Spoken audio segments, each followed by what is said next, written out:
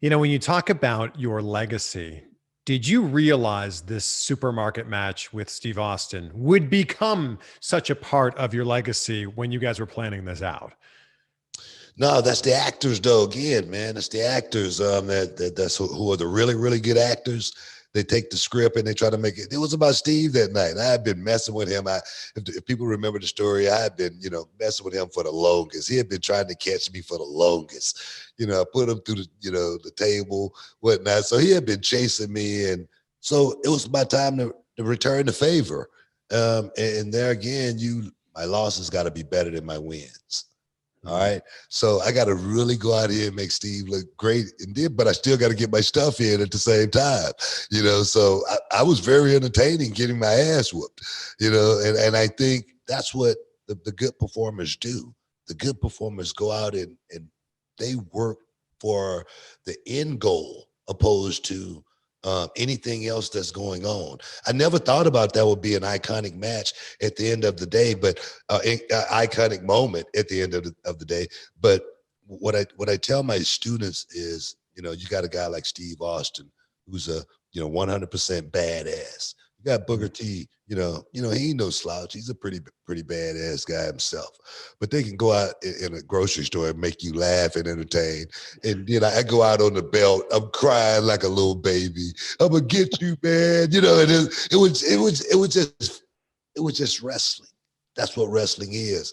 And it was about the fans that I tell my students, and I hope these young guys out there that get a chance to listen to this, it ain't about, you and I, we wrestle each other, tonight, and then we go down the road talking about how many spots we did in the match. Man, that thing off the top, it ain't about that. It's about the fan, man. It's about the fan leaving that arena saying, man, I cannot wait to get back to see such and such, man. They can't wait to get home and, order their tickets for the next show. Next show is 3 months away. That's the way you try to think about entertaining your fans. For me, it was always an out-of-body experience. I always could sit in the front row and watch myself and think about what I wanted to see opposed to what I wanted to do. After that supermarket brawl, cameras go off. What happens then? Do they immediately start cleaning this up so they can open the store the next morning? I don't know, man. I don't know. I had, milk in my head. I had eggs. I had flour. I couldn't see anything. I was cold. I was like, get me out of here, man. And I just had my dreads. I had just started my dreadlocks. I was like, I hope this freaking, potion helping out a little bit, but no, man, it was action. There was no rehearsal. We did a walkthrough, and that was it. Today, wow. They tried to do that. It's no way. There's no way two guys could go out there and pull that off today in 2020, and people 20 years from now saying that was something great. And the reason why there, again, it goes to Steve Austin being Steve Austin, really, really great performer, Texas guy as well. Myself being someone who's, definitely knew exactly what my role was and what my job was that day.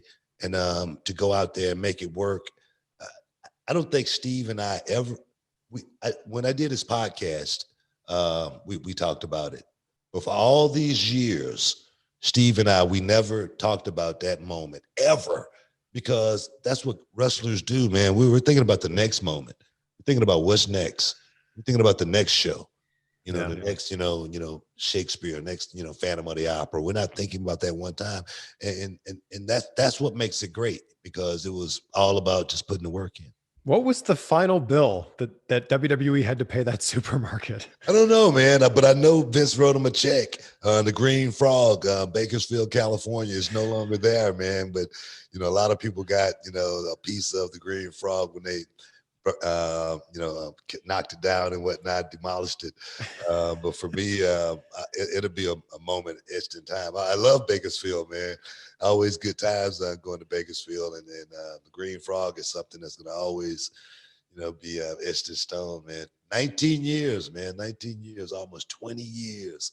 That was, and people still talking about it. I was just looking at it yesterday, man. I was laughing so hard, man, because I was taking some bumps in that supermarket. I was so scratched up after that thing was over with, man. I thought I was gonna get caught, going off the belt. I thought something was gonna get caught in the little corner or something, man. So, but it was awesome, man. It was a great night.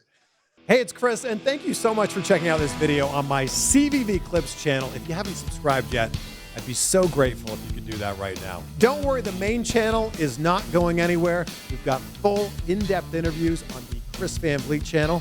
CVV Clips is for exactly that, clips from those longer interviews.